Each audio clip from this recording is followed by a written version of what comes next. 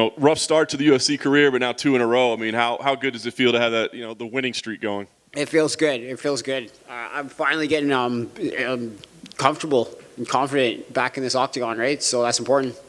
What was it, the first 2 fights? Can you put like a difference on how you felt? I mean, was it a psychological thing you had to change, or just being here to get these results? Yeah, for sure. It's a huge adjustment period. Like, obviously, initially when I got signed, it was like the pandemic had just kind of got started. There was a lot of uncertainty. Gyms were closed. Training wasn't consistent. And just a lot of things going on, right? And a lot of emotions. I wasn't even sure I was ever even going to get signed, right? So different headspace. And then after the second one, same sort of deal. Confidence is low. I just got smoked, submitted for the first time in my entire career ever. And then coming in against another top 10 opponent. It was a rough go, you know what I mean? And then for the third fight, giving me, Figueiredo, obviously he's not his brother, but still, somebody with a last name like that, overcoming all of these sort of anxieties and emotions was important. And after getting that win and then getting back in there for this one, I feel confident again, which is dangerous. It's dangerous. Once I get my feet confident, once I get everything confident in there, I'm a dangerous person.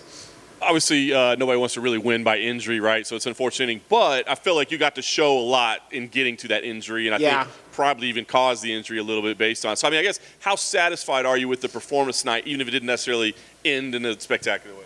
Obviously, like, we're all martial artists, and we all, we want to get in and perform, and so I'm not going in there trying to do, like, hurt the guy or anything like that. I did feel when I had that armbar that it was tight, and we have to do is what we have to do to get him to get that finish or get the tap. He was tough though. Like that arm broke in the armbar, and I felt it break. And then it was in the transition of him standing up when it broke. And once he stood up, I was like, okay, it's going to be a matter of time before he realizes that this thing is broken. And then I just decided that we would just kind of lean him against the fence and let him touch the hand on the ground. It was a smart move on my part. And once that happened, he realized and it was done. Right. So, I feel terrible, like, because obviously, I don't go in there wanting to, kill people.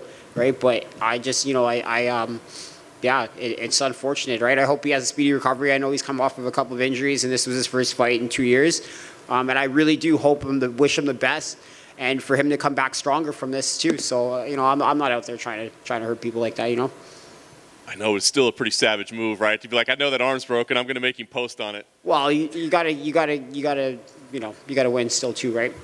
Fair enough. All right, so listen, I mean, did you see, I mean, you felt it break, right? Did you see the elbow turn? Because obviously he yelled out. Absolutely. I felt it, I heard it, everything. Yeah. Was it disgusting for you in there? It's not the first time this has happened to me, so I've done it a couple times now. The first time it ever happened to me, I felt terrible, and then every time, whichever. But you get used to it. But you also understand that you gotta play the game too, right? That's right. Fair enough. Last thing for me, I mean, obviously now you got this win streak going. What's the plan for you? I mean, do you want to get back quickly? Do you need some time away? No, absolutely. On the list? What's absolutely. I'd love to get back in there quickly. I'm getting married, so I got to prioritize my life right now and make sure that I get my happy wife, happy life, right? But once that gets out of the way, we're right back in. You know what I mean? Like, this is my full-time gig, and this is what I want to do, and this is where I want to be. And I'm not getting any younger, so we got to keep going full steam ahead, especially with this momentum. Just keep it going. Congrats on the big win, Malcolm. Thank you. In a perfect world, you turn around quick. Give me the 1 or 2 names that'll get you on that route, even though we'll probably have to wait for the champ and Brandon for the 4th time.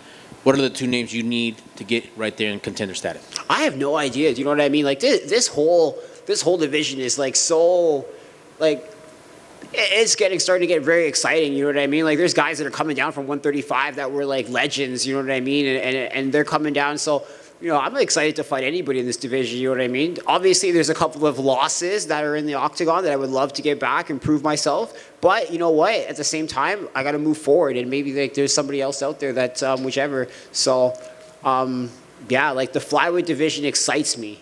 Right? And there's a lot of exciting fighters, and anybody can get it. Excellent. Congrats on the win. And we'll slide over to something non-violent. Where's the wedding? What's going on with that? Like, when are we going to see you tie that knot? Oh, yeah, May 28th. It's right after my birthday. It's going to be a great time. Big Italian wedding. Congrats, my man, and best of luck. Thank you. Okay, thank you. Thanks, guys.